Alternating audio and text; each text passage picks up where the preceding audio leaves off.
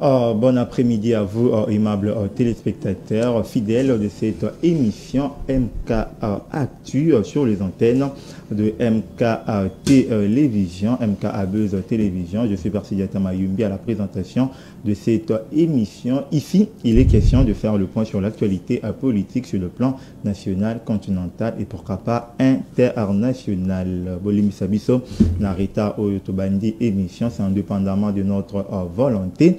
Boyebi à la chaîne MK Buzz Télévision, nous avons l'habitude de travailler avec le générateur que nous appelons communément un groupe électrogène. L'électricité pose énormément de problèmes. Merci à la grande équipe technique qui s'est bâtie pour que Toyeba Nakoleka pour offrir Bino Bilei Nabino et à Mokolonios du lundi au samedi aux alentours de 11h dépassées de quelques minutes. Alors sur ce plateau, je suis accompagné de merveilleuses personnes, si je devrais les dire. Essayer de réfléchir ensemble à Bango, Makambo Etali, politique et République démocratique du Congo. Alors, on a représenté Bino Bango, Nakobanda par l'ordre d'arrivée. Je vais commencer, c'est lui qui est à mon extrême gauche. Il s'agit bien de monsieur Moïse Kako. Politique oh wapi asali biso sonner yakozonga na plateau na biso mokola lelo mbote pi boyemala. Merci beaucoup très cher confrère, je suis très heureux une fois de plus yakoza na plateau ya MK Buzz Télévision na pesikuloto ngai mbote. Je pense que osali ko réserver présentation et pas ina yomoko na pesu tous les Congolais au bazana Masisi Kanyabayonga au bazana Goma na Tikapa ipana ngai au bazali na Kishiche justement au territoire au Wapizali occupé par les rebelles du M23. Le président de l'Assemblée nationale Vital Kamerhe incapable, président de la République Félix-Antoine Tshisekedi Tshilombo incapable, madame la ministre, la première ministre de la République démocratique du Congo incapable, Augustin Kabouya à l'Assemblée nationale depuis qu'il est là aucune proposition de loi. Jean-Pierre Mbemba incapable. Mais sinon, je pense que Bao Bazana Kanyabayonga, on est ensemble avec vous. Je pense que la thématique de la journée, il est vrai que tu sais que Vital Kamerhe Jean-Pierre Mbemba va concrétiser justement au Rwanda Bandaki Koyibana Boutou. Mais Bangba côté Kangona Moy. Mais laisse-moi d'abord parce que ça ne veut pas dire que Batnyos na INC, Batnyos na IDPS, Baza incompétent. Et ça n'a pas gêné, n'a sali Moussalate. C'est là où je profite de saluer maître Florent Ngandou Ndala justement azali cadre na IDPS. Je pense que manœuvre politique c'est ma point gouvernement Yassika. Moi je me bats chaque jour à la télé pour la nouvelle classe politique. Ce qui va changer les biso bilongi monsieur Yassika, je serai très heureux ce qui n'a moni maître Florent Ngandou Ndala na kati gouvernement. Sinon merci beaucoup pour votre invitation, je suis très heureux. Merci beaucoup à mon amboka Moïse Kakonde, renouvellement de la classe politique et les kakaka na changement de bilongité. Non, c'est tout un processus, mentalité, culture politique pour ils allaient changer parce que je pense que le même cause produisant de mêmes effets, nous restons toujours de voir le même chose avec le même personne ou vraisemblablement avec d'autres personnes. Alors, Azali Susunabiso Mokolo Yalelo, il s'agit bien de Nestor Okoko, l'un des cadres du parti politique INC, le parti cher Yamonamboka Vital Kamerhe, président de la chambre basse du Parlement congolais, Monamboka Mbotenayo.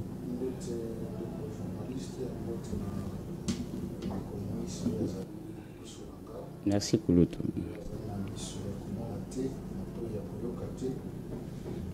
Parce que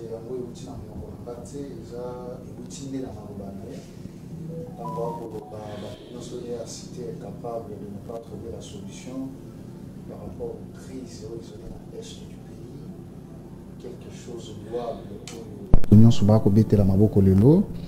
Natina ya mokoloto oyo tata mokonzi azalaki na bolukiluki ya kimia lelo 9 ebaluki 6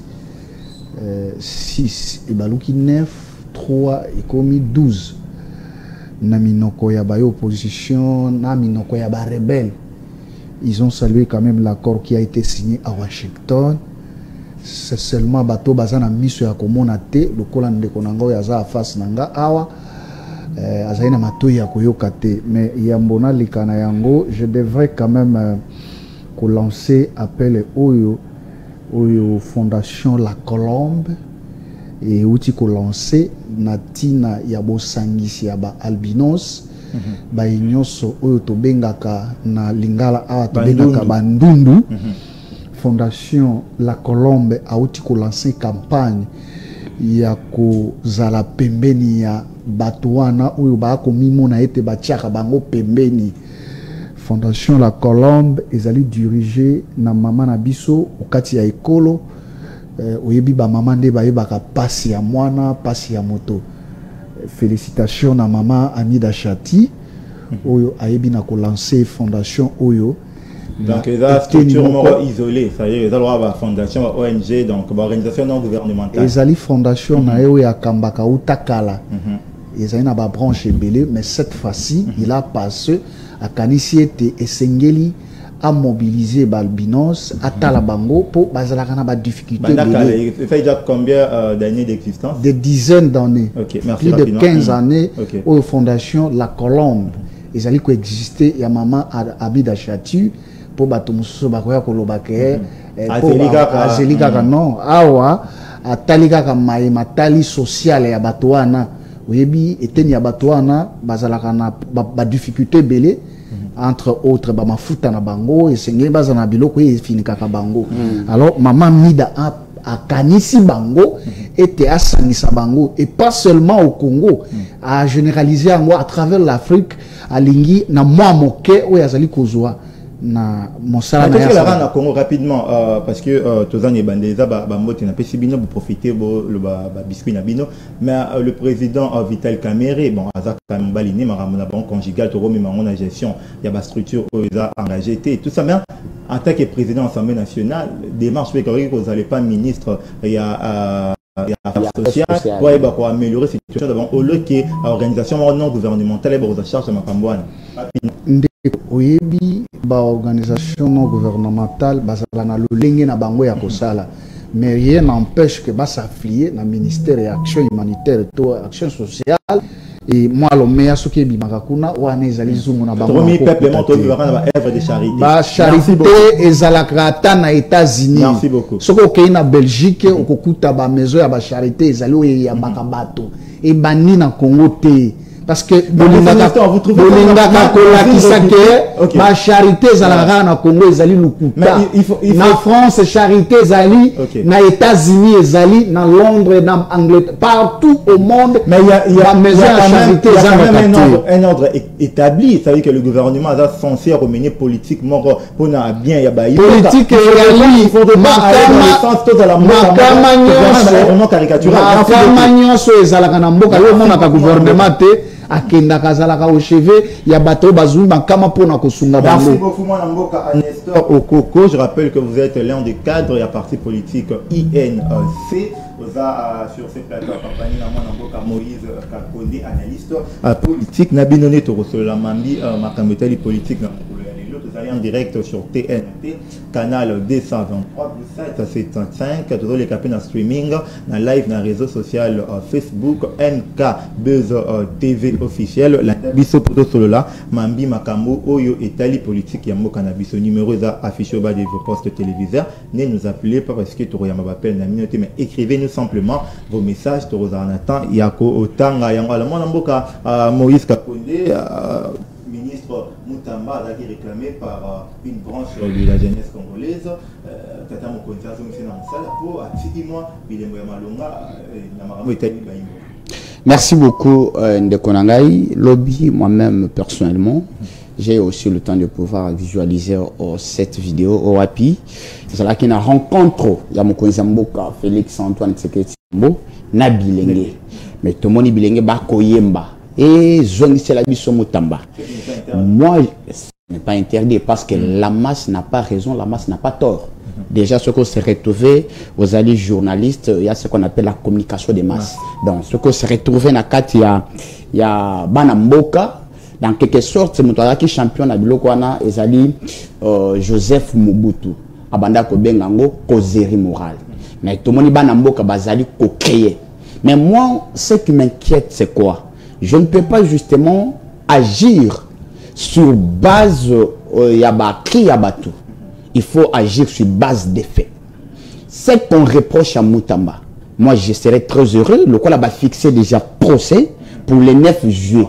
Bassam Bissae, tu comprendre, est-ce que Moutamba aïba qui vraiment mon solo, to aïba quitté. Ce qui Moutamba aïba qui mon solo, nul n'est censé ignorer la loi. C'est l'article 62 de la Constitution. Et devant la loi, tout le monde est égal. C'est l'article 12 de la Constitution. Ce qui Moutamba aïbi, je ne peux pas accepter. Aucun atika peut pas n'en zali. Oye na rompe ngaba na Kinshasa, bato bazole makolo soso. Bato bazole mi Congo. Moi là, je ne peux pas accepter. Bato ba na retour, na Massis, Kanyabayo na Goma, Bukavu, incapable de se sentir un tout petit peu à l'aise. Mais tant bazoka ba montant, ba 300 millions, ba 100 millions. Et puis il y a les gens qui passent à la télé, ba tiennent les caméras, ba tiennent micro, alors que nous tous autour du chef, nous sommes des jusseurs. À l'époque, je vous rappelle, parce que je ne vous informe pas, vous êtes un journaliste bien formé. À l'époque, M. Joseph Panda, il était ministre de recherche scientifique. Alors que nous sommes tout bon surtout du biv, ce qui veut dire bisognon se permet na mkonjitoza miyibi. Mais na tikala communauté, justice colandela. Na moko tomana wana mboka Vital Kamerhe Samba. Un procès télévisé. Il a été acquitté. Là, il ne faut pas qu'on se présente. Je dis ceci. Quand même, à l'époque, il était directeur des cabinets. Le 20 avril 2020, à Kenya, n'a parti à Zongate. Et pourquoi pas Namboka wana ou bien Namboka ou Bentouchable Bako Zalati. Ce qui nous tamba simba qui nous solo. Ce qui véracité à la factualité.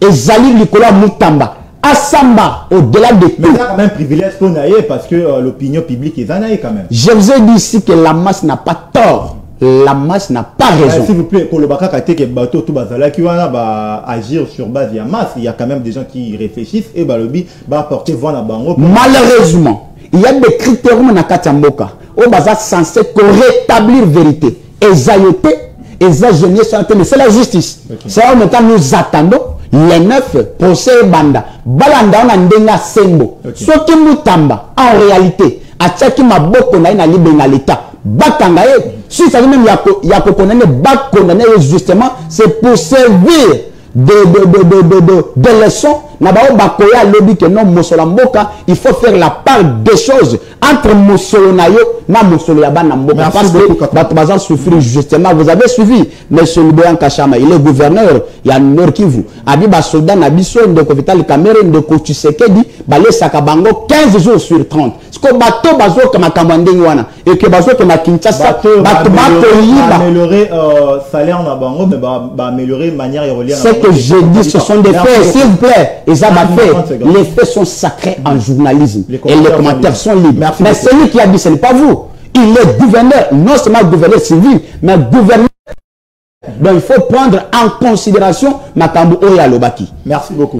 Moi Namboka à Moïse à Condé, moi Namboka à Nestor Okoko, cadre UNC, Vital Kamerhe, incapable de satisfaire la ration de militaires, Bazolia Moukié et tout ça. Alors, dans ces pays, revenons d'abord sur la question que j'ai posée à Mwanamboka Kakonde. On a vu hier Mwanamboka Moutamba, ex-ministre de la Justice et garde de Sceaux, Yamboka Nabiso, est réclamé par la jeunesse congolaise, encore que Bazo Nisae va fixer déjà procès pour le 9 juillet. Comment avez-vous analysé cette manière de faire? Ndekonanga, vous savez, nous sommes une jeunesse où espoir et amboka où ils ont maboko na biso. Moi, je apprécie les analyses de Ndekonanga Moïse qui est devant moi. C'est pour la première fois. Merci. Tout kutanana et na débat. Mais na koyokae azali penza moko ya bae congomani ou ba ko réfléchir autrement. Parce que aujourd'hui au Congo, les gens préfèrent de respecter bateau bazako ganga na balabala que respecter mobeko. Très bien. Biso na INC a commencé par Vital Kamerhe. Toza ko agir à travers les lois et les principes qui nous réunissent. Yangonde ezako sala état. Ezako benga bokamba miamboka ezali na mobeko mpe ezali na ba principe. C'est pourquoi vous avez vu ndenge bokoma na système ya clameur public quand Vital dit Toto sa article 107 de la Constitution, non, vous traduire en gros, 100 jours et protégé, Boukangalonso. C'est comme si Vital Ndé a comme article 107. Quand le juge, le procureur, a écouté mon candidat à Kolobaete, Bopé Sangan Ningisa, dans la ministre Moutamba, et comme non, Vital Kamer Ndé a livré, a sali Koplo contre Moutamba. Or, Oyo, procureur à Salaki, et comment minde na mibe qu'on a biso. Dans sa manière de faire, on sait un peu des poids, de mesures. Quand même, il faudrait qu'il y ait. Quel deux poids comme qui? Vas-y, on évolue. Non, je me relance comme vous me relacez. Deux poids, deux mesures par rapport à quoi? Désolé, c'est moi qui pose des questions. Tout évolue. Parce que quand on est évoqué, et ça y a Kazadi. L'article 107 le lobby. Pendant exercice et un mandat à député. Ba propos na enyonso akoki kozala poursuivité ba propos si réquisition ya kaza de tango yaki na Assemblée nationale ezalaki pour nani balobi faux bruit et propagation kani on n'a pas dit que non il a détourné parce que les gens veulent amener les Congolais na ba débat mon ko ezanga sens pour qu'on détruire juste l'attention et l'opinion et l'Assemblée nationale a dit niet à Kazadi. Moutamba Kanae, est-ce que tu n'as pas entendu que Moutamba Senga pardon à la commission? Vous savez, le cas Moutamba, Bino Bozo Monara à 19 millions. On était avec Moutamba ici, parler au Rwanda Boy Boy. Est-ce que Boye Barake, moi sur mon colo société, Zion Construction en Azar rwandaise? Mais qui nous a chanté ici, le Rwanda, il faut tuer tout ça? Imaginez. Non, pas tuer. Non, qu'est-ce qui a fait à Moutamba que la lettre n'a démission à Kende Kouma, paragraphe moko que le ministre des Affaires étrangères à Rwanda à se réjouir qu'on a Rwanda? Dis-moi, dans quel principe la lettre à démission, on Moutamba il faut évoquer paragraphe Rwanda? Nous voulons vivre dans populisme. La chaîne qui manipulé ou soit c'est ça. Base à la manipuler, mais qu'on a auto répondre très bien comme Nazo Kakiaza comme journaliste. Alors la masse n'a pas tort et la masse n'a pas d'âme. On ne condamne pas la masse, mais nous devons se baser sur nos textes et nos lois. Moutamba a que répondre d'abord l'ibosé à Bazouzi naye. Moi je me demande, si Vital Kamerhe, comme directeur de cabinet du chef de l'État, Azalaki Liboso Yabazouzi, il a été jugé. Vous savez, na procès condamné, il faut bâtir ça. Na procès à Vital Kamerhe, non, Vital Kamerhe a été condamné dans infraction sur le plan juridique. Aussi, aucun procédure de détournement intellectuel. C'est créé qu'ici au Congo, juste pour couler quelqu'un. C'est-à-dire, Baluki, s'il n'a moutou, n'a pas coûté en moté, bon. Ton matisara que l'homme m'a foutu à boye. Alors, toi, le baquet, ma maison préfabriquée, n'a qu'un coco les alaka, toi, le baquet, s'il vous plaît, s'il vous plaît. S'il vous plaît, toi, le baquet, basso de mouton, ici, là, complètement, parce qu'il y avait plusieurs parties qui entraient en jeu. Donc, Baluki, s'il n'a moutou, il n'était pour rien. On évolue. Ce sont les juges qui devraient nous dire que, Mbongo, il y a 100 jours, bah, ça, caméra. Pour les alaki télévisés. Merci, 30 secondes. C'est-à-dire pour te dire, il n'y a pas une semaine, il y a que Biloko est poli dans le bito. Ce que Vital a été au Zouango, pour y aller dans le Somba. L'État peut s'acquérir au sol. N'a été ni. Parce qu'il a intervenu que bon ça. Mais bon prouver que bon. Tu peux imaginer que nous sommes tous Zawaboui, Madame de Konanga Moïse. Moïse, au Zouatumbo, oui. Nazwaki Mbongo Nanga, Yakosala Moussala. Okokanga, Ngai, Tokanga Moïse. Totika ba sentiment, to gérer Moka à base de la loi et na ba principe. Merci beaucoup. Je peux répondre dans le camp armé. Rapidement. Koloba que Vital Kamerhe est capable. On y a une fois. Mais il ne faut pas oublier que dans le régime où Yandeko Félix Antoine Tshisekedi, 20% ya budget armé ou Tikomata. Autant de Kabila Zalaki, on était à 0,2%.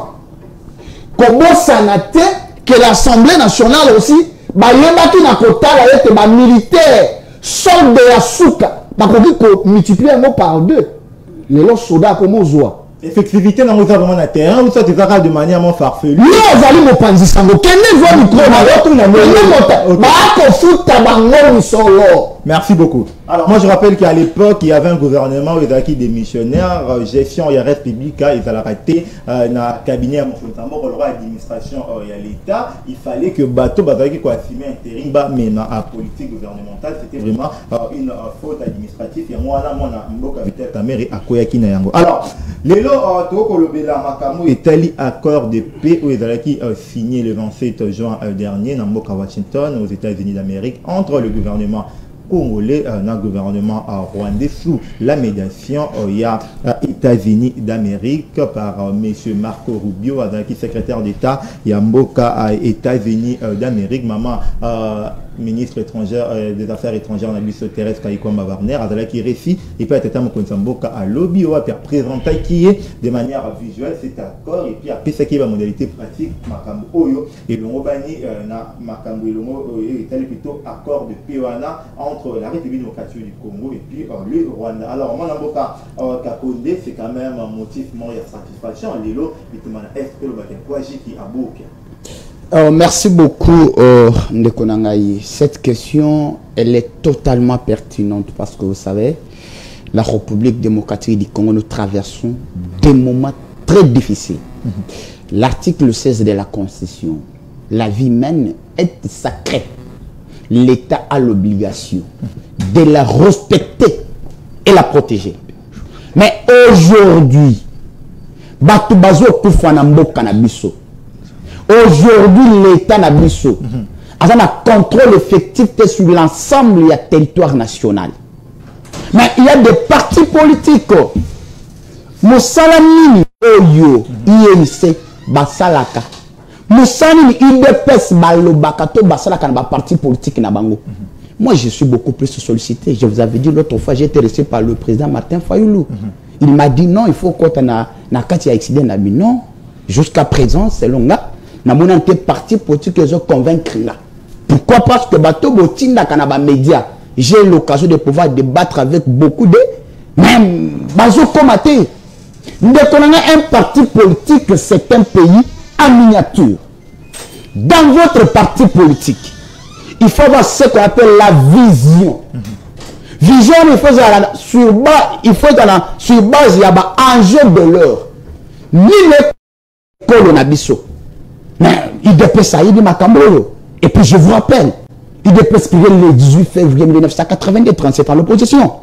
Il dit Makambo. Parce que tout le micro, tout le bande qu'on a mis sur la UDPS, quelle a été justement leur politique publique dans le secteur de la sécurité? Moi je me sens très mal. 65 ans après, devant Nestor, Medel Kankolongo, Bako c'est pour la peau, États-Unis ont vu position contre Bissot. Nous sommes où? Alors que nous posons la seule personne qui a prêté serment à son article 74 de la Constitution de combattre la Congolais na Congo, c'est Mkonzamboka. L'intégrité territoriale, les actes, c'est que dit le mot. Il ne nous pas prêté serment. Mais aujourd'hui, je vois des Congolais, Bazako CP là. Parce que les États-Unis, Amérique, comme ça, la médiation, il y a RDC na Rwanda.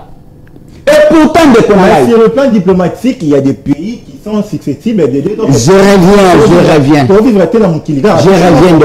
Konangaï. Lobby. Ce qui a commis président de la République Namboka, Zamba Sali chance que Batinga Mopanzi Naï. N'a consigné 4 choses. Ça, ce sont des éléments constructifs de l'État. On parle de l'administration. On parle de l'économie. On parle de la justice et l'armée. Qu'est-ce que tu sais qu'elle fait?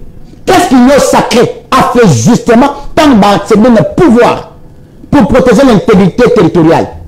Et puis moi, surtout aux CP là, entre guillemets, que Kenya et Congo, les États-Unis, les États-Unis ont payé le Colabiso, c'est un pays à part. Nous, depuis le 30 juillet 1960, comment peut payer indépendant? Il faut tout se rassurer. Mais aujourd'hui, je vous dis ceci, Ndokonangaï, c'est quand même aberrant. Tout le monde a un accord. Mais il faut noter que l'accord pour Esigname, c'est la capelle de critérium Munango. Premier élément, c'est la coopération internationale. Deuxième élément, c'est la stabilité politique. Troisième élément, c'est avantage économique. Quatrième élément, c'est normes et réglementation. Cinquième élément, c'est protection des droits. Sixième élément, engagement international. Septième élément, résolution des conflits. Parce que l'Yébisan de Konanga Nestor Ayeb Sabiso, accord bango ba signé. Les accords de commerce, les accords de l'environnement, les accords de la stabilité politique. Un accord de paix. Est-ce que autant avec critère parce qu'on a dit que c'est un accord de paix. c'est là où je dis la stabilité politique, je pense aux alumna na deuxième point. La stabilité politique. Parce que tout le monde déconne Nestor. À quand retrait à M23? Et puis nous connaissons sur ce plateau à cause de l'incapable, à cause de l'expliquer. Plus nous sommes à 23, il faut pas se retirer. Mais pour la FDLR, il faut poser responsabilité bango bande konanga Nestor. Bandini que FDLR a Congo. Il faut tout neutraliser bango. Mais pour le moment, n'a pas place où on a zali compris sa prétexte. Il y a que FDLR bazana Congo, ne place bango ko bazo occupé. Pourquoi pas bango moko ba neutraliser FDLR? Mais bazo ko c'est la Congo makambo. C'est qui est encore très aberrant. Tout le monde konanga Nestor. Point 6 nakati ya Korwana. Le cadre d'intégration régionale. Ce qui veut dire que tu peux travailler ensemble. Je vais vous lire quelques tests. Rapidement. Intégration bilatérale. Dans le cadre, le parti lance, donc deux partis, Rwanda et RDC. Deux partis lancent ou élargissent la coopération sur des priorités communes telles que la gestion des parcs nationaux. Donc, dans les alliés, Rwanda taba parc national na Kasai na tika pepananga. Il n'y a pas quoi que gérer yango. Il faut qu'on légalement. Nous sommes s'il vous plaît, il y a parti dans la République démocratique du Congo, dans la République. Nous sommes un pays indépendant. Nous dépendons Nestor, très intelligent qu'il est, je le sens. Au lieu de l'article 9 de la Constitution, les sols et les sous-sols appartiennent à l'État. Par quel mécanisme un pays va traverser pour que parc national pas nabiso basuki wanate basuki wanate le développement hydroélectrique les dévistages des chaînes d'approvisionnement en minerais même en minerais nabiso et ça n'a qu'à monde de Nestor chaque jour avant de se battre que Rwanda jamais tu ne peux pas continuer à violer biso. Comment tu ne peux pas continuer à coller ma minerai la biso? Voilà, c'est quoi tu sais que dit Vital Kamere pour parce que na yoka ki bato il y a eu des personnes Vital Kamere a boyi a saboté accord non. Moi j'ai lu les communiqués. Vital Kamere a salué yango. Ce qui veut dire Vital Kamere tu sais que dit batunyo sona ba medal kankolongo bateki moka na biso na moyi ba rien à voir. S'il vous plaît Ndeko Kakonde, de manière est-ce que vous reprochez réellement l'accord de ce que nous reprochons na accord que intérêt ya moto exacté. Merci beaucoup. C'est comme si Ndeko Kamere, Ndeko Tshisekedi, bateki moka justement pour s'assurer na pouvoir na bango. Merci beaucoup. Moi Mboka Nestor Okoko accord il n'y a rien. Oyo Mboka na biso République démocratique du Congo ils ont gagné. Il n'y a pas quelque chose de très important que nous gagnons là-dessus. Et alors Agnès Thibault Teki Mboka pour conserver le pouvoir na bino le plus longtemps possible. Bon, en fait, nalingaka débat ya boye, mais sauf que ndeko nanga soko moni moto aza ni chaud ni froid, il y a un problème. C'est-à-dire ndenga zawana aza ni na majorité te ni na opposition te. Na ko représenter yo aza indépendant. Ba indépendant ba memara ba trouble. Et puis tango aye ba laisser chop chop aya net mutamba. Indépendant ni FCC ni qui a le si c'est quoi parti politique mais on a zolo baba pour Luka Supu Ndeko Moïse Kakonde naza ko féliciter yo na ba analyse na yo sauf que ozoluka mopanzi ya ko benda supu ozo benda supu trop Ndeko Kakonde aza na miso ya kotanga accord te po amona ke bakomi accord de la paix. Les accords commerciaux, les accords économiques. Na lobi boyi. Balobi eza accord ya kimia. Na kati ya kimia makambo nyonso atani kuna wana o politique et tout ça économique eza na kati. Ndeko Kakonde Moïse. Peut-être na éviter. Si vous ne le savez pas, vous voyez que barrage où les alliés copés à l'autre tili qui n'a monié les écoles et tombé dans 3 pays. Est-ce que vous avez dans le solo hein? Et tombé dans Congo, Rwanda, na Ouganda, na Burundi, 4 pays. Pelotrik wana toi ko kabola yango. Je vais attaquer dans ça parce que besoin tout le wana makasi. Lorsqu'on parle de parcs nationaux, quel est le parc qui nous sépare avec le Rwanda? C'est Kaouzi Biega. Lorsqu'on parle de ressources hydrauliques, il y a une que Rwanda tile a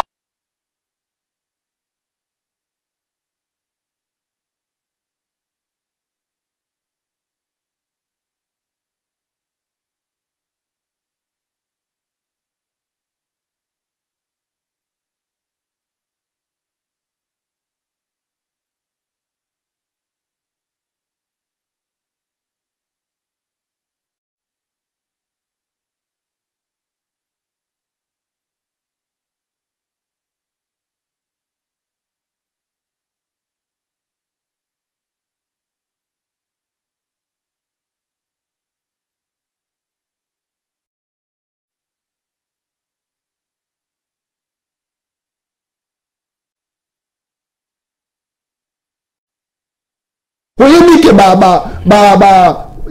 nyamao bonobo banini nyonso oyo ezalaka epa na biso esekei na Rwanda bavisite Rwanda wana oyongaka banini wana bazolata bato bazoya kotala na ngambo ya Rwanda bakozwa misolo biso toakozwa eloko te lisumu eza wapi mais c'est là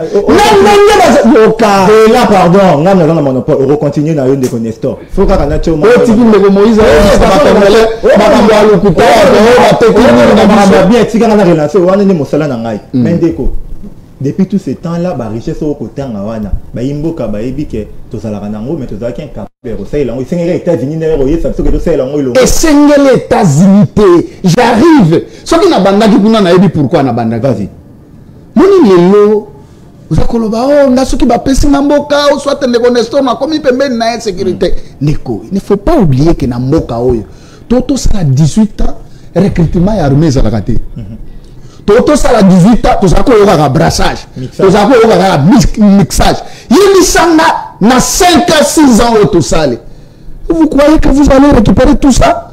Je suis à mboka na auto nana landi très bien je suis à mboka za bateau magique té.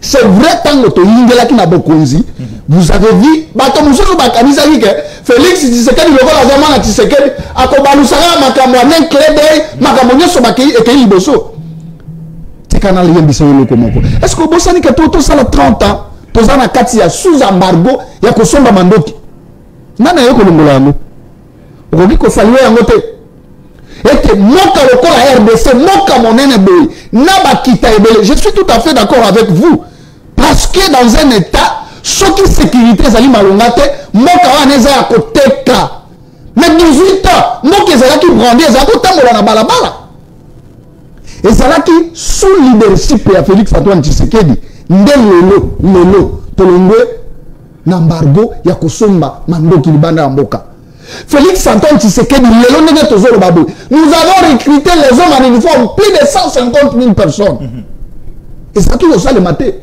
yo oza awa oza lenge lokola ngai na yo ti Kabila sisi bokonzi na yo ngai na yo to bimisi ku yesuki ya pembe to sakaka oyebi ite moko ya arme o Kabila forma ezaki soko tomboli muntu babeti yo gogo mabadu nala amekaka ko sala mwa nini ko bengana ba ekolo Rwanda est-ce que meko nanga Moïse oyebi accord ya 2009 na 2012 o ba pesa ki lingisa awa kutu balobi to kabola mais na eleko ya ndeko Kabila accord ezalaki liboso yo basanjo ezalaki que misolo il y avait deux couloirs il y avait couloir économique et couloir militaire balingaki ba créer d'ailleurs ils ont créé loi moko fiscale uniquement spécialement pour est ya peli pour est ya mboka kuna a faveur ya nani a faveur ya Rwanda pour na nommer officier moko militaire Goma Bukavu Manyema Kisangani il faut que benga Kagame. Merci beaucoup. Donc, ce que nous comprenons bien, accord où ils ont pensé que accord où ils ont zelanga non non c'est là on fait d'ailleurs yoka balobi ma désengagement et puis désarmement et puis intégration de groupes armés non étatiques au sein armée c'est pour tout le monde armée tata mo konza recruter je dis qu'il a recruté mais non comme activité ba beaucoup bazaki recruter afin de promouvoir une sécession durable de conflits et de réaliser le potentiel économique de la région. Le parti soutient les négociations en cours entre la République démocratique du Congo et l'FC Bar avec la médiation des États-Unis, du Qatar, du Doha et les efforts visant à désarmer et à démobiliser les groupes armés non étatiques. Il s'agit notamment de leurs engagements au rang des forces armées de la République démocratique du Congo. Bon, maman, mixage n'a pas ça. Il y a un mixage exacté. Mixage des amis. Brassage des amis. Mixage, on n'est pas fait d'abord. Bakotuna bisimo, yoka mixage ndenge za ko salema na époque ya Kabila. Ah, c'est un de Nestor, voilà. Mixage des amis ba bisimo. Ozana bato combien aye na liste na ya lobi, nazana 1000 personnes éléments nanga. Tala ba pété na bango bazana ngo kuna. Batikalo sala ni formation te ba pesi ba yambi. Yo nango ozana combien? Makengo ozana combien? Ba ye nango batali baza 3000. Malamoko gouvernement a bango à charge, baku identifier bangote. Mais cette fois-ci, nango zanani, on a un militaire, il y a wapi, il y a M23, AFC, au sala formation wapi tel. Est-ce que vous avez un Congolais té? Zonde panabino na Rwanda. Merci beaucoup. On évolue. Ce qui est Congolais, ma petit exemple. Ce qui est Congolais, balobi yaka. Ce qui est la formation, tu es na formation. Ok. Et sous médiation, il y a les États-Unis. Pourquoi tu es aux États-Unis? Il faut que États-Unis. Non, yoka de Moïse. Yoko boya force États-Unis na monde te. Bitumba moko yoto bima soki une semaine yawa. Bato oh bitumba tout ça, toza wapilelo. Ça c'est le fait zate. Non, okoye bisanga ke biso 65 ans États-Unis za soki na 200 et quelques il y a indépendance, to kozala ndenge moko to s'imposer mokili na relation internationale. Tozako sala ego to se compléter na ba force ya ba pays mususu. Ce qu'on a soulevé le comment pour na sala négociation ba sala ka négociation to médiation ba pona ka moto ya za na droit de veto. Yebisanga lelo ndenge tozaboye pour na yoka kabino chole ambongo akoyebisa akoimposer nini pa Kagame. Merci beaucoup mon. Est-ce que soki ambongo ayebisi bisi mwana makenga ke botika bitumba. Merci beaucoup mon amour. Merci beaucoup. Akanisa ke konome ba Etienne Tshisekedi ba premier ministre musée à côté de Misabitumba kuna etelema. C'est-à-dire to d'abord to voit Kenya na ba pays agresseur et puis kuna tango to pays. Nous n'avons pas dit que non ba élément na biso za na Rwanda. C'est le Rwanda qui nous accuse. Alors nous ba to ba ko tumisa mboka na bango et ezali na RDL. C'est pourquoi les États-Unis disent OK, to ndimi yango biso to ko telema. Merci beaucoup. Pour votre information, Donald Trump a nommé général merci beaucoup. Une opération na Congo. Ndeko, ne vous en faites pas. Merci beaucoup mon amboka. Je rappelle que beaucoup l'émission Nabino Italie Mambi Makamboya politique MK Actu sur les antennes de MK Buzz Télévision tous en direct sur TNT canal 223 Blue 775 live streaming dans les réseaux sociaux Facebook MK Buzz TV officiel. Nous sommes là, nous appelez comment un message tant sur Facebook on a un message normal bien à WhatsApp autant et puis politique autour de la plateau pour répondre na ba préoccupation nabino mon amboka Moïse Kakonde. Pourquoi vous voyez toujours le mauvais côté et le koya malam au lebo saluer PO Rokota na est ya République démocratique du Congo. Merci beaucoup ndeko nangai na sentir kulutu nangai akobunda justement pour na ko duper ba congolais parce que azokende trop na français mais atalisa ba imboka makomi oyo chokotangela yoana et puis c'est que kulutu il faut noter na yopé encore une fois de plus na ba congolais accord ezabik na papier batia na papier ici mais ce qui importe ici c'est la mise en œuvre, c'est la pratique. Jusqu'à présent na Kanyabayonga, Masisi, Bukavu, Goma, M23 ont continué à exploiter. C'est la mise en œuvre. Il faut nos salamés na terrain tout le monde à Yango. Accord de signé, mais est-ce que vous avez suivi Nanga? Je ne peux pas faire justement l'apologie à connaître. Surtout pas. Est-ce que vous avez suivi le monsieur? Il a salué. Il a salué. C'est important, mais ça utilité. Bah, on va continuer déjà occuper le territoire. Mais tout le monde a koloba que non minéraux na biso. Rwanda banda ki kozwa na ndenga moyibi. Il faut tout banda copier légalement. Il faut y en a moyi.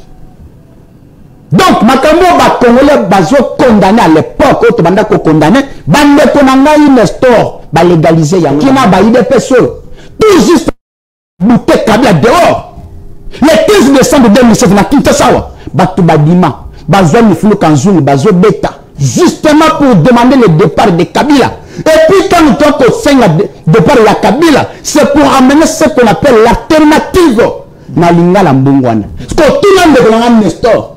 Mbongwana ni bango balakisi to bapesi. Aïna tout ça ba soda awa. Que nous ba komi ko ya bien.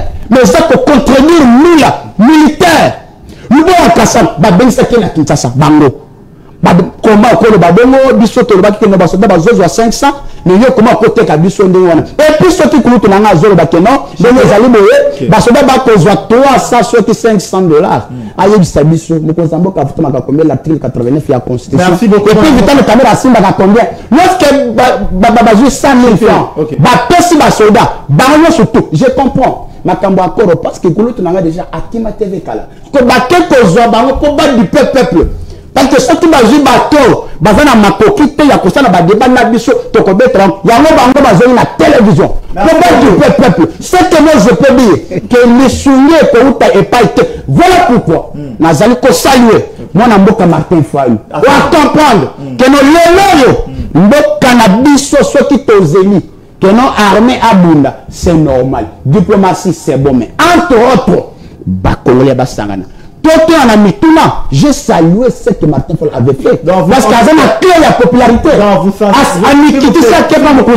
S'il vous plaît. Donc c'est un homme qui a 35 ans de système de connaisseurs face à Maloba. Solution est qu'il y a est et Mboka na biso et Ruta na accord de paix et signalé. Le coup la diplomatie est échouée. Mais et Ruta na pacte social au moins Mboka Martin Fayulu ko kumba ba I5 dialogue entre les Congolais. Le coup la diplomatie est échouée. En quoi tu signé? Le coup l'option militaire pour quitter parce que Kouloutou a rébi. Vous l'avez récupéré depuis le 12 juillet 2022, 3 ans jour pour jour. Alors aujourd'hui, la seule solution est salvatrice. Pour la Kobimana Libulo Tozali, il faut dialogue. Bananga histoire na bakoya to pourtant na meeting ndeko Nestor. Yo pourquoi vous na ILC? Aux amayo le belé. Pourquoi Kabila a proposé toi comme ministre? Merci beaucoup. Il pas passer nous tout na yé. Merci beaucoup. Tout. Ce qui veut dire la diplomatie échoué. L'option militaire échouer, la seule solution est salvatrice pour mettre fin à toutes les atrocités. Il fallait qu'on engraine la République et Zali Djalo. Merci beaucoup. Vous êtes en antenne. Mon amboka à Nestor Okoko, même temps d'antenne. Front militaire échoué sur le plan diplomatique également. Le chef de l'État vous dit qu'il y a beaucoup d'armées aux Israéliens qui n'a pas rebellé, mais lui-même il a dit qu'il a trouvé une armée structurée puis organisée. Est-ce que ce n'est pas des durs sur ce que le chef de l'État a dit? La seule plutôt solution pour Bima, Namarambo Toro, les Kanamboka, il y a dialogue entre les Congolais parce que accord de paix en États-Unis reproduit dans le côté du site Moïse Kakonde. Moïse Kakonde à se contredire Yemoko. Parce que Makambo a Koloba, Bae Kolo Kongo Bako Tindelanga ba message, Bana Bukavu, Bana Goma Balobi, Mutuana Makambo Aza Koloba, est-ce qu'il y a dit yango? Abosani ke nanga oya oti kotanga Tindela bango message, bango batu opposition que le 25 mars bakozala wana Kinshasa. Nanga ifalaka bunda te. Nanga bunda na émission lisusu nanga bunda. Parlons de la s'il vous plaît. Il ne faut pas faire l'apologie à Nanga. En avance. Accord bino boza koloba ndeko Moïse. La front militaire bo échoué, yango bo weli diplomatie. La diplomatie ezali nzela moko o esengami na bato na tina ete bazwa kimia. Accord auto signé. Il faut bato nyonso baeba. Même tant nzamba kabwanaki na satana na lola. Dieu a perdu une portion de terre. Et ça l'a na mabele moko yo, Lucifer azali ko fanda pe azo gérer. Yango bo monaki, même tant ba ange bayaki, soki na kosi, mosal na nzambe pasteur Medar Kakolongo. Ayebi maloba na akoloba. Ba ange ba uti likolo ba kiti na se ba eko bima ko sale kobo na bana satan Pour te dire que Dieu est celui qui a créé l'humanité, la terre. Il a perdu des portions de terre. Parce que y a Satana, bayokana ki lisusu te balobi bon pona kotia kinya yesu kakuna na mabele na na tikali na kembo na obedi to la ange ba kitaki ezanje ba on la monte pas de Benjamin ya mona koloba boye to teki mokate maloba mona moka koloba e ali ya komulunga ni sabane kolo Congo déjà on bradage ba kitaki na biso exacte facture na ngweza wapi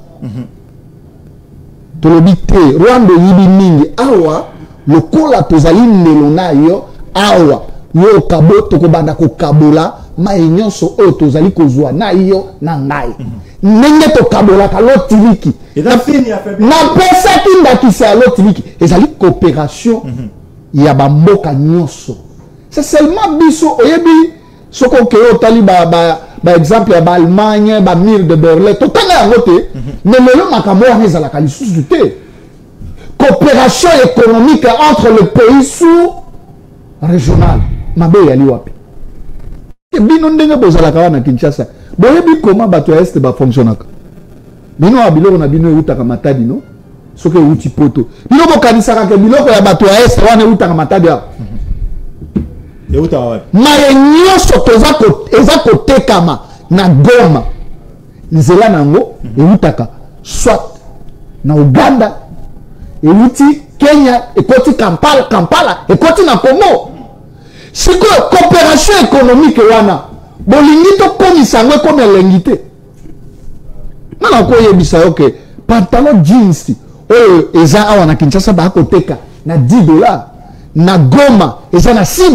Dans sur base la coopération économique wana ndebo légitimer yango au vieux monde to bradé to sali coopération gagnant.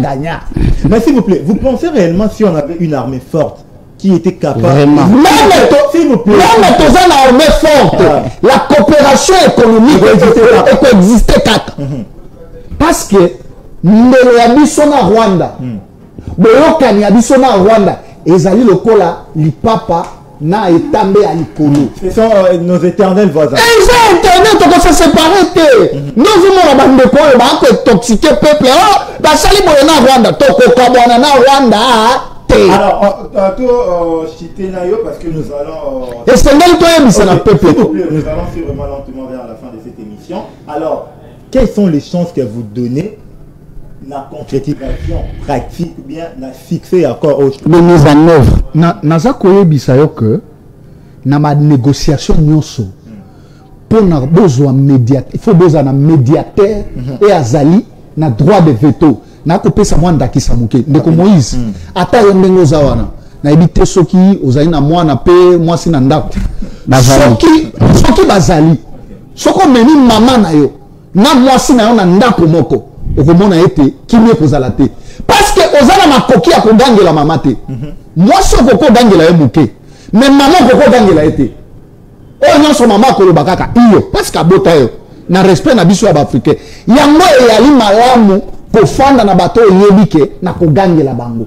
médiateur oyo biso toponi ezali oyo basanjo te ezali kurunzanza te ezali États-Unis moto azali na droit le veto à rassurer biso este accompagner concrétisation ya accord wana preuve ezali na auto yebiso Amérique auto nommé moto aza chargé d'ici d'ailleurs ba pesi bango délai 30 jours un mois lisusu 30 jours ya kosala mosala to yango de un mois te papa mais yango tolobi te pas cité tolobi 30 jours ya kosala mosala oyebi accord oyo eza na ba lolenge moko to tie Rwanda na ba piège moko sinon même Kagame soka sali malamu te akoko bunga na mokolo moko mais RDC mtabimi gagner na bakor RDC mtabimi gagner moto akosa te moni bato baza koloba atoko mabe ezali bato baza koluka nyamu ma chopo ana procès la supandakala po ba metisa ye merci donc tala loko mokili mobimba basali yango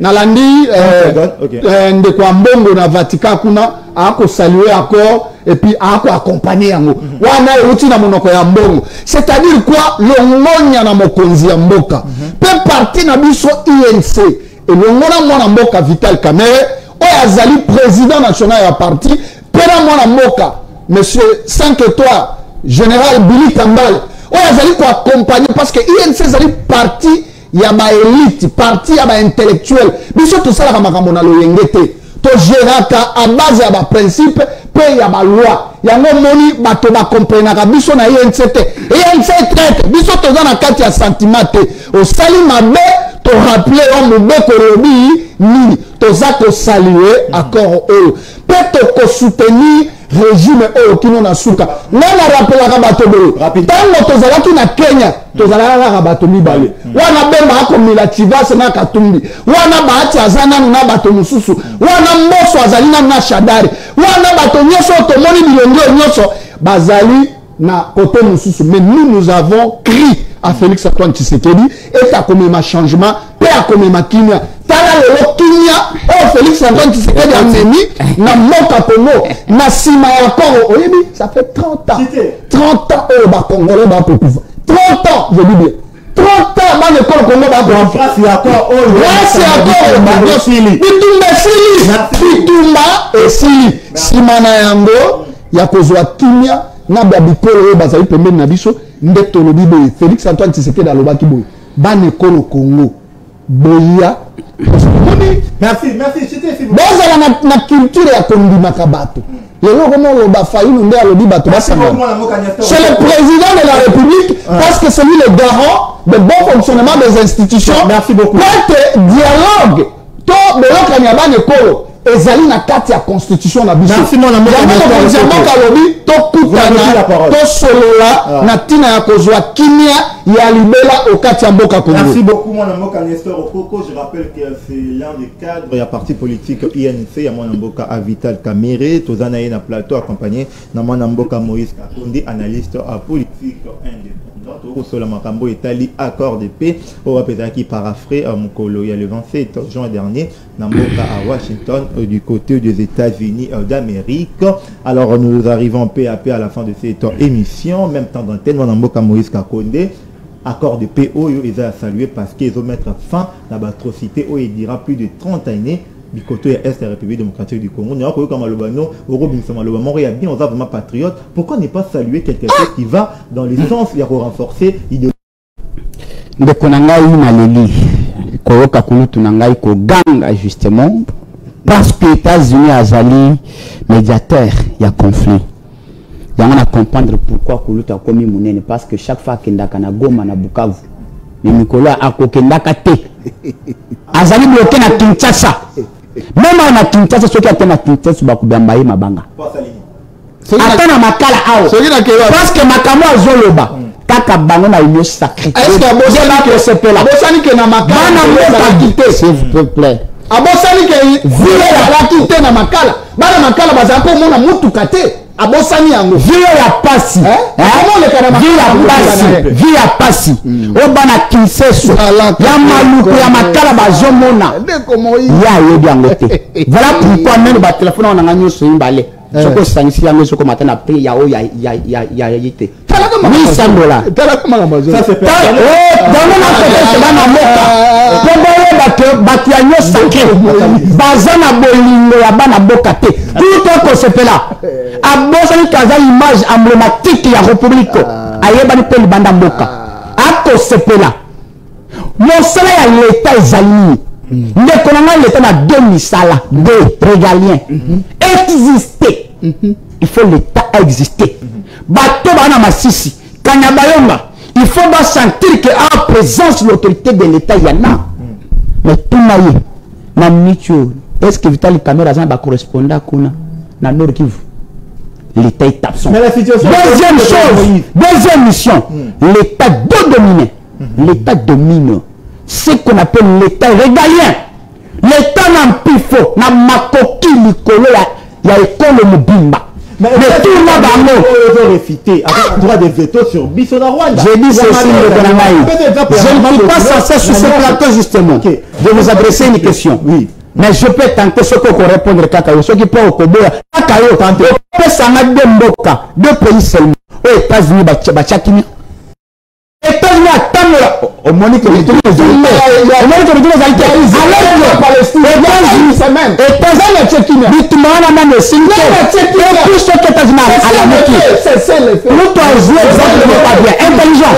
intelligent à personne élément de langage.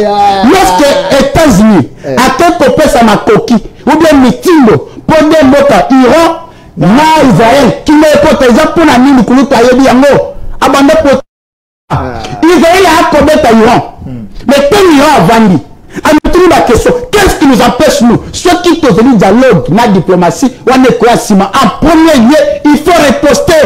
Mais bien ici. Mais il y a un États-Unis. Mais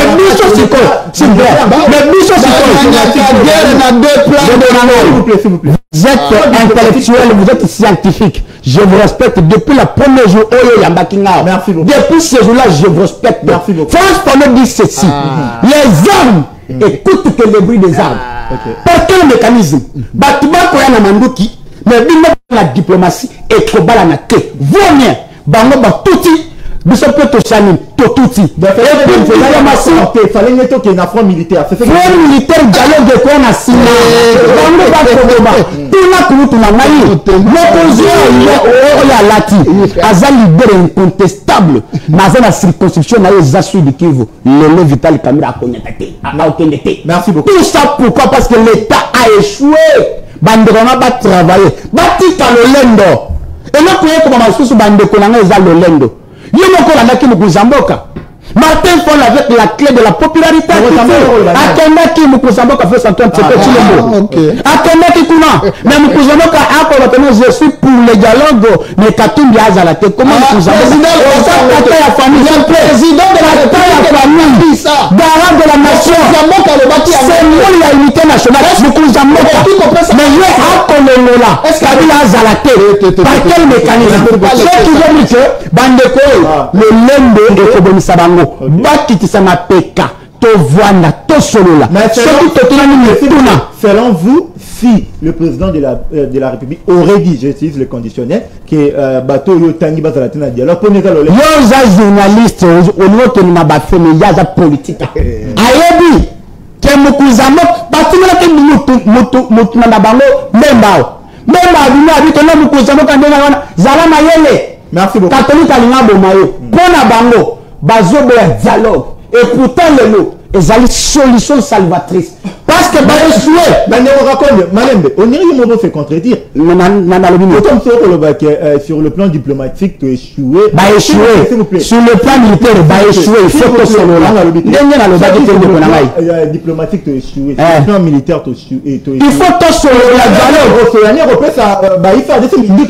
dialogue wana sikoyo parce que bato basimi manduki bayimoka bazawa na ndeko na ngai na parti politique et j'aime se retrouver au ministre non non je suis journaliste ici je suis venu comme analyste politique yenda se retrouver donc ce qui dialogue par contre et j'ai eu un acte yenda se retrouver merci beaucoup à se retrouver mais je comprends que le lende bazanango oui bango bavanda azama yele yepe fasala ko nanga pe to kudula mutu na yo nanga ozalaki président ya CENI une issue d'appui à la démocratie. Qu'est-ce qui vous a piqué pour que le Kosimba Makila n'a pas compris sa revendication? Tu vendis ton sololi, tu as une nouvelle route. Tu dis que non, ça va. Merci. Voilà maintenant une nouvelle version. Merci beaucoup. Parce que bah échoué la mission à Bango et puis il va combattre la Congolais. Merci beaucoup. Alors, vous aurez 40 secondes à chacun pour conclure, mais laissez-moi quand même rentrer une nouvelle fois du côté de la régie, là où Fidèle Abedi assure les opérations. Donc, on doit rubrique Nabiso juste un mot après cette transition. Puis, Awa, Apona, Sukisa, émission Nabiso MK, Yamokolo, Yalelo. C'est parti. Merci beaucoup. Alors, nous prenons la première photo et le mot Monamboka Fidèle Abedi, Monamboka Nestor Okoko et plutôt Moïse Kakode, justement. Patrick Mouya, nouvelle classe politique, mais bâti Kandé le lend, pas le Bamakambo Bossolo. Mais sinon, j'apprécie sa façon de faire les choses parce qu'il est l'un de nous. À ça là, il faut que le Kolanga. Merci beaucoup. Tu as dit la photo et l'année. Moi, je suis Guiloando, na ko ça ba fololo. Mais sauf qui jale le niki. Atika qui jale lo. C'est mon frère hein. aza moto ya église sikanga na sambelaka aza diacre kuna na chapelle de vainqueur. Ah bon? Frère tika jalelo toi tu la photo. Moi dans mboka Christian Bosembe président c'est ça pour régulariser ma ce qui va avec. Ah oui, tu peux interpeller moi dans mboka héritier watana mais pour na mabini ya sonyo ya magoda. Mais et si que wat mabini ya binamaki ezalaki l'activité à mon amour Gilwa Nomboy. Est-ce qu'il peut faire vous interpeller sur le plan éthique et moral? Binende ba panzi sangubu yebi makamona binende bo. Ce qui va ko bengisa, ba bengisa ko ndiko répondre. Parce que ma ngai ba biloko wana neti ya ba biloko natala kango kutute. Ozo ka na yoka ka téléphone dans TikTok. Na mona ki yango bazo benga soki goda magoda. Voilà. Ce sont des histoires que nous on déplore. Bon, oyebi lelo hein. Moi je me demande communauté congolaise ataba ibazana poto pour la nini débat économique ka buzoba o moni nene tozo le babelo makamba mboka wana ba konzi ba kopesa biso ba million te mais montoloko la Denise du Chicho na ba famille mulumba wana ba recruter bato na poto juste pour ba sabola ka komba ya mokonzi ya mboka mais na ngombe bazozo ba million c'était juste mais yango moni diwa no makamba zo soutenir yango wana pour qu'on soutenir les biso ba jeunes ba to toza ko réfléchir pe ko to ça arrive à la fin ba ko pesa ko voter bango non eza makamba c'est le cas dernière photo de fils ça pour na pays à to soit que l'autre pe mais bango ba ko soutenir ba to baza na makambo na mabe na ba scène dernière photo de fils ça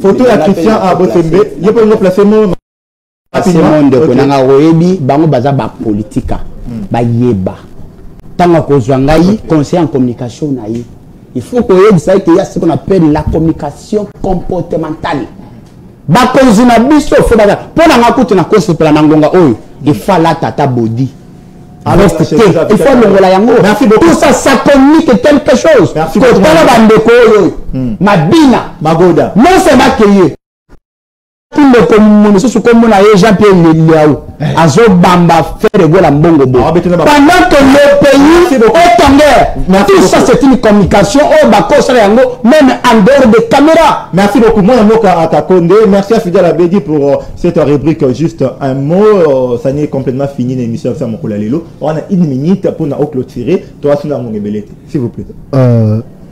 Je remercie beaucoup chaîne oyo pour na ko bengisa biso na esika oyo. Mais nalingaki na placer mon moko oyo na yo ki epa ya ndeko oyo azo wanga na failu hier moko andimi naza moto ya failu wanga na failu il faut to yeni na ko ma vital caméra OK il faut mboka oyo touti musika Félix Antoine Tshisekedi akuti mboka oyo na libulu moko ya makasi likambo akoloba ya dialogue eza likambo ya failu te eza ya kamera te eza likambo tozwa ezali na mobeko likonzi ete bana mboka bakosolola mais tokosolola ndenge nini ndeko nanga soki tozoloba accord par rapport na quelle revendication dialogue par rapport na revendication nini nanga ako revendiquer nini banda est-ce que le pays mobimba tosangana kaka la gestion aussi non nanga akoloba likambo ya ndako na ye Kabila salaki discours ya 45 minutes akolela accord oyo ya yokanaki na ndeko Félix Antoine Tshisekedi siko toya kofana na mboka tobenga misolo ebele na ntina ya kosola makambo wana c'est-à-dire dialogue tolukaki nanu kimia na bapaya oyo baza kotungisa biso mpo na barichesse na biso yango Félix Antoine Tshisekedi azalaki kolala pongi te lelo kimia wana eyali koyingela okati ya ekolo mboka Kongo ndeko ezala kimia sepela yebake kala mingi te okosepela pe esengo ekotonda na bana makala omoni bana makala oyo olobi nzela ezalaki na makala te mais lelo bana to bana otambola nini mutuka merci beaucoup bana otambola nini le mesa te bana sali ya Félix asali le côté tomeni mbongwana na armée tomeni mbongwana sur le merci beaucoup avec vous mon amour Moïse Kakonde merci beaucoup Ndokunanga merci beaucoup c'est un plaisir justement na banda ki ko banga na kanisa ki ko kuluto na aza lokola batu ya yo sakem so bafingaka parce que il a pas à moi makambunaye à autorité mais quand même andimi ko ça débat na biso ba mususu ba na biso ba na mike réseau za ga za moi na muke rien à voir. Je ne peux pas manquer Mikolo Seto dans le monde média boé. Moi, il a manqué Mikolo Zalto. Mais sinon, on a remercié. Nous avons remercié Péché, nous avons copié sa confiance. Mais tu as peine pour remercier. Justement, à chaque fois, moi, je plaide pour la nouvelle classe politique. C'est une opportunité ici pour moi de pouvoir féliciter un monsieur qui s'appelle Victor Lukusa dans la province Yatikapa, dans la province Yakasai, précisément Natikapa.